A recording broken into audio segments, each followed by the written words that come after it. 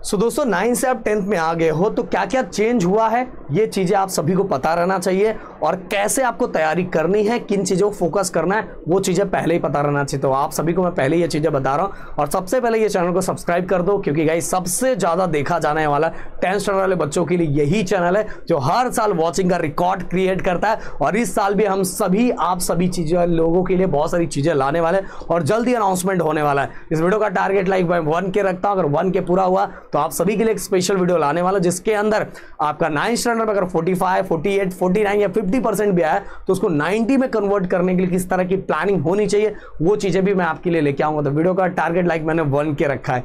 तो चलो एक एक पहले ये मुद्दों पे हम बात करने वाले हैं। सबसे पहले हम बात करते हैं कि देखो 9th स्टैंडर्ड के अंदर यूनिट टेस्ट का मार्क्स, देन सेमेस्टर का marks, then again second unit test का मार्क्स, फाइनल सेमेस्टर का मार्क्स, सभी को ऐड करके हमारा परसेंट डिसाइड किया जाता है। बट गाइज आपको 10th स्टैंडर्ड में बात करूं तो अगर जो जितने एग्जाम्स होते हैं, बोला तो जाता है कि एग्जाम्स के मार्क्स कंसीडर किए जाएंगे, ये असर होता है वो असर होता है, बट मैं एक सच्चाई आपको क्लियर कट बता देता हूं कि जो फाइनल बोर्ड एग्जाम होता है उसी के मार्क्स कंसीडर किए जाते हैं।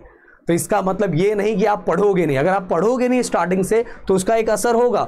9th स्टैंडर्ड के अंदर क्या होता था कि 2 या 3 चैप्टर हर यूनिट टेस्ट में आता था, और वो 2-3 चैप्टर पढ़ के भी हम अच्छा स्कोर नहीं कर पाते थे। और यहां तो क्या होने वाला है, अभी से पढ़ के अपने को मार्च में एग्जाम देना है, और जब मार्च में एग्जाम देना है तब तक हमारे दिमाग में रहना चाहिए वो चीजें, और वो तभी रह सकता है कि जितने हमारे स्कूलों के अंदर जितने एग्जाम्स हो रहे हैं, यूनिट टेस्ट हो रहा है, सेमेस्टर हो रहा है, सेकंड यूनिट, सेमेस्टर, प्रीलियम, सभी में हम पढ़ते जाए और रिवाइज करते जाए, जिससे क्या होगा कि हम फाइनल एग्जाम बहुत अच्छे से लिख पाएंगे। तो 10th स्टैंडर्ड में एग्जाम्स के मार्क्स कंसीडर नहीं किए जाते, बट एग्जाम में अगर आपने अच्छा स्कोर नहीं किया और अच्छे से पढ़ा नहीं तो आगे उसका असर पड़ जाता है। समझ में, इस तरह से हमारे मार्क्स कम होते हैं। तो ये पैटर्न, और पैटर्न की अगर मैं बात करूं तो गाइज जो आपका सेमेस्टर का जिस तरह से लैंग्वेजेस का पैटर्न 9th स्टैंडर्ड में था, जिस तरह से बाकी सब्जेक्ट का पैटर्न था, उसी तरह से same to same pattern 10th standard languages का तो same to same pattern 10th standard में आपको मिलेगा। ओके, अगर आपने तैयारी 9th स्टैंडर्ड में बहुत अच्छे से ग्रामर्स की थी, सभी चीज को अपने चैनल पे फॉलो की, अपने चैनल पे हर सब्जेक्ट का है तो आपने फॉलो किया होगा, तो भाई 10th स्टैंडर्ड के अंदर जो लैंग्वेजेस आपको भूत सवार है ना, सर मेरा मार्क्स बहुत कम आता है, बहुत कम आता है, ऐसा कोई टेंशन ही नहीं होगा। लैंग्वेजेस के लिए मैं एक स्पेशल वीडियो लाने वाला हूँ कि लैंग्वेजेस को लेकर बच्चे बहुत ज़्यादा टेंशन लेते हैं कि सर मेरा बहुत खराब है, मुझे बहुत कम मार्क्स मिलेगा। मैं बता रहा हूँ ऐसे ऐसे बच्चे मेरे ऑफलाइन से लेके ऑनलाइन, जिनको 9th स्टैंडर्ड के अंदर 45-50 मार्क्स मिला था, उन्होंने 90 मार्क्स स्कोर किया लैंग्वेजेस के अंदर। इसके पीछे का सबसे बड़ा रीजन ये है गाइस, सही तरीका, सही रास्ता। अगर ये चीज़ आपको पता चल जाए तो भाई आप फोड़ दोगे एग्जाम में, तो वो चीज़ें तो हम लाने वाले।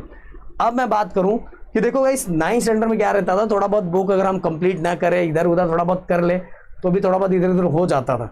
बट अगर 10th स्टैंडर्ड के अंदर आप प्रैक्टिकल बुक्स से लेके बाकी सब सबमिशन सही टाइम पे नहीं करते हो तो वहां इंटरनल मार्क्स के आपके 1-2 मार्क्स का ऊपर नीचे हो जाता है। तो इस चीज़ पे आपको फोकस करना है कि जो बुक्स जो भी सबमिशन करने के लिए बोला जाए वो सही टाइम पे नोटबुक को सबमिट आपको करना है। अगर वो सबमिट नहीं करोगे, प्रैक्टिकल बुक सबमिट नहीं करोगे तो कहीं ना कहीं भाई 1-2 मार्क्स का असर पड़ेगा, इसलिए वो बिल्कुल इमेज बनाना ही नहीं है। अब देखो गाइस, मैंने पहले ये चीज़ें कंसिडर कर दी कि आपके पास बहुत कम टाइम होता है, बहुत कम टाइम होता है। 9th स्टैंडर्ड में क्या रहता था कि आपका एग्ज़ाम मार्च में, मतलब जून अप्रैल में जाके, बहुत सारे बच्चों का अप्रैल में भी एग्ज़ाम होता था, और अप्रैल में मतलब पूरे इतने दिन तक आपको पढ़ने का टाइम मिलता था, और चैप्टर भी बहुत कम कम रहते थे कि सेमेस्टर के अलग जो फाइनल एग्ज़ाम रहता था उसका अलग रहता था, बहुत कम रहता था। बट यहाँ आपका जो पूरा का पूरा सिलेबस है ना, नवंबर तक पूरा खत्म हो जाना चाहिए। नवंबर क्या, मैं अक्टूबर तक खत्म हो जाना चाहिए, क्योंकि बहुत सारे स्कूलों के अंदर दिसंबर के एंडिंग से प्रीलिम्स स्टार्ट हो जाएगा। बहुत सारे स्कूलों के अंदर 2-2 प्रीलिम्स होते हैं, और उस टाइम अपने पास बिल्कुल टाइम नहीं होता। जो प्रीलिम्स एग्जाम्स होते हैं उनके भी प्रैक्टिकल कंडक्ट करवाया जाता है, और वो जैसे खत्म होता है वैसे ही हमारे बोर्ड का भी प्रैक्टिकल एग्जाम स्टार्ट हो जाता है। देन कुछ ही दिनों के अंदर फाइनल एग्जाम स्टार्ट हो जाता है। इसीलिए आपको अगर सही तरीके से अच्छा स्कोर करना तो आपका जो एंडिंग टाइम है वो अक्टूबर है, ना कि 9th की तरह मार्च के जनवरी, फरवरी, मार्च, अप्रैल तक खत्म करोगे तो भी चलेगा। ऐसा कुछ नहीं है भाई, समझ में आया। तो यहाँ टाइम बहुत कम होता है अगर स्कोर बहुत अच्छा करना है तो। अब देखो इस यहाँ जो लास्ट एग्जाम है वही लास्ट एग्जाम का डिसाइड करेगा कितना परसेंट आएगा, और वो परसेंट आने के लिए आपको साल भर हर एग्जाम को बहुत अच्छे तरीके से देना है। पर मैंने उसको पहले बता दिया कि बोला जाता है कि हर मार्क्स को कंसिडर किया जाता है, पर ये सच नहीं है। बट किस वाइज आपके लिए गलत हो जाएगा, अगर हर एग्जाम को आपने सीरियस नहीं दिया तो फाइनल में इतना सब पढ़ना रहेगा तो याद होता ही नहीं है गाइस। इसीलिए अपने मार्क्स डाउन हो जाते हैं। इसीलिए हर जितना यूनिट टेस्ट होता है भले इसका फाइनल में ऐड नहीं किया जाएगा, बट सीरियस होकर वो एग्जाम्स को देना है। अब रूल जो सबसे इंपॉर्टेंट है, अगर रूल की बात करूं, देखो 9th स्टैंडर्ड के अंदर ना तो बेस्ट ऑफ 5 था, ना तो आप सभी के लिए कंबाइंड रूल था। और कंबाइंड रूल तो अगर आप बोलोगे तो मैं वो ऑलरेडी अपने चैनल पे वीडियो बना हुआ है 10th स्टैंडर्ड के लिए, पर आप बोलोगे तो मैं आप लोगों के लिए स्पेशल वीडियो लेके आ जाऊंगा। तो वहाँ ना कंबाइंड रूल था ना बेस्ट ऑफ 5 था, और ये दोनों 10th स्टैंडर्ड में ऐड होने की वजह से, ये पैटर्न ऐड होने की वजह से बहुत सारे बच्चों के मार्क्स बढ़ जाते हैं। मैं आपको बताना चाहूँगा, मेरे इधर के, मैं ऑफलाइन की बात बता रहा हूँ कि जो चीज़ें मैं हर साल बोलता हूँ वो मेरे ऑफलाइन में इस बार हुआ है। एक ऐसी स्टूडेंट थी जो देखा जाए तो फर्स्ट रैंक पे थी, बट गाइस बेस्ट ऑफ 5 की वजह से कोई और फर्स्ट रैंक पे चला गया है।